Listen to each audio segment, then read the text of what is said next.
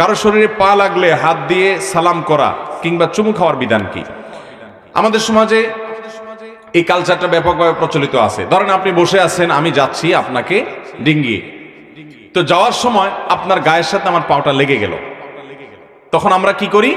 হাত দিয়ে টাচ করে বলি সরি, ঠিক না ভাই? ঠিক। বা অনেক সময় হাত দিয়ে অনেকে মুখে চুমু খায়। এই কাজটা জায়েজ আছে কিনা? এটার উত্তর হলো, প্রথমত আমাদের সবাইকে জানতে হবে যে কোনো মানুষকে অপমান করা জায়েজ না জায়েজ? কোনো মানুষকে অসম্মান করা ইসলামে জায়েজ আছে। সমাজে পাও লাগলে এটাকে যদি মানুষ অপমান মনে করে, এজন্য কারোর গায়ে ইচ্ছাকৃত পাও দিয়া উষ্ঠা দেওয়া, লাথি দেওয়া বা আপনার পাও দিয়ে আঘাত করা এটা উচিত না। কিন্তু যদি অনিচ্ছাকৃতভাবে লেগে যায়, তাহলে ভদ্রলোক মনে করতে পারে লোকটা আমাকে অপমান করলো, সেজন্য তার গায়ে হাত দিয়ে ইঙ্গিতে বোঝানো হয় যে আসলে এটা ভুলে হয়েছে।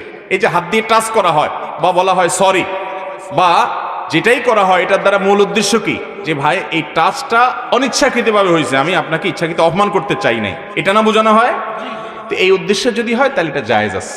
এটা কি আছে? জায়েজ